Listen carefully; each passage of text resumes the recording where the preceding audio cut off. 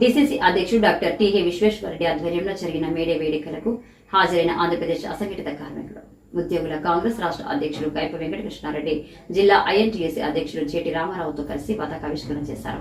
కార్మికులు, కర్షకులు, కాంగ్రెస్ పార్టీ నాయకుల మధ్య జెండా ఎగురవేసి కార్మికులకు 10 లక్షల పోస్టల్ బీమా ఉచితంగా చేయించి మేడే వేడుకను ఘనంగా నిర్వహించారు.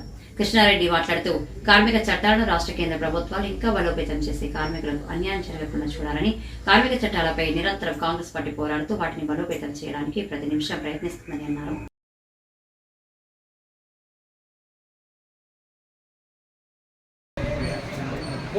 ఉపాధి హామీ పథకం కింద పనిచేస్తుందంటే కరువు పని అంటారు. కరువు పని కింద ఎంతోమంది పేదవాళ్ళు రోజు పనికి వెళ్తుంటారు.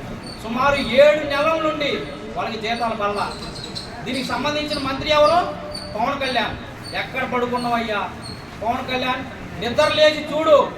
నిన్నగాక మొన్నే పార్టీ ఆఫీసులో ఒక ప్రెస్ మీట్ పెట్టి కాంగ్రెస్ వాడు మొత్తం పాకిస్తాన్ వెళ్ళిపోయినాడు.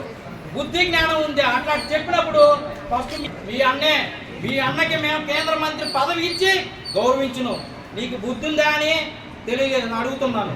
అట్లాగే డ్రైవర్స్ కి వాటర్ ఇన్సూరెన్స్ అంటే 10 లక్షల రూపాయలు బెనిఫిట్ వచ్చేలాగా సరిపోతే 10 లక్షలు, కాలేజీలో ఏదైనా అభివృద్ధి అయిపోయి పని చేయాలంటే 10 లక్షలు, డ్రైవర్స్ అలా పిల్లలు సరిపోతే పిల్లలు చాలా బెనిఫిట్స్. హాస్పిటల్ జాయిన్ అయితే ఖర్చులు కావాలి. ఇలాగా మన ఇండియాలోనే నెంబర్ 1 ఇన్సూరెన్స్ స్కీమ్ ఉంది.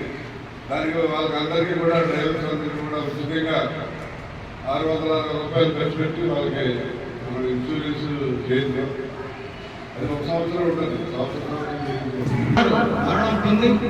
అంచెంచెలుగా 48 లక్షల మంది అలా చాలా ప్రపంచ దేశాల్లో ఈ మేడేని ప్రపంచ భారతీయులందరూ కూడా ఎంతో ఘనంగా జరుపుకున్న సందర్భంగా మరి ప్రతి ఒక్క ఫ్యామిలీ కూడా కాంగ్రెస్ పార్టీ తరఫున మేడే విభాగాన్ని తెలియపరుచుకుంటూ ఈరోజు నియోజక స్థాయిలో ఇప్పటికే మండల కమిటీ ఏర్పాటు చేయడం జరిగింది. మీ మండల అధ్యక్షులందరూ కూడా మీ మండల కార్యవర్గాలు ఏర్పాటు చేసుకున్నట్లయితే మీకు నాయకత్వం ఏర్పాటు చేస్తుంది కాబట్టి జిల్లా కార్యవర్గం కూడా మనకి ఒక బాడీ స్పాట్ లేదు.